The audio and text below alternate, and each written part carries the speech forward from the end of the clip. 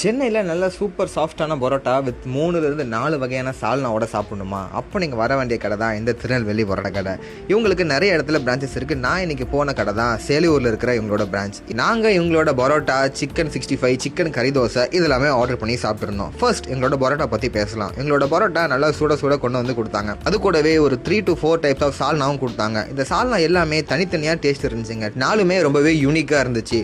சென்னையில் நான் சாப்பிட்ட ஒன் ஆஃப் த ஒரு குட் பரோட்டாவில் இதையும் கொண்டு ஆட் பண்ணிக்கலாம். அடுத்து எங்களோட சிக்கன் 65 போன்லெஸ், இதுவுமே ஒரு டீசென்டான டேஸ்ட்டில் நல்லா இருந்துச்சு. இதான் இவங்க கடை பேர் திருநெல்வேலி பரோட்டா கடை அப்படின்னு வச்சிருந்தாலும் என்னோட பர்சனல் ஃபேவரட் இங்கே எதுன்னு பார்த்தீங்கன்னா இவங்களோட கறி தோசை தாங்க.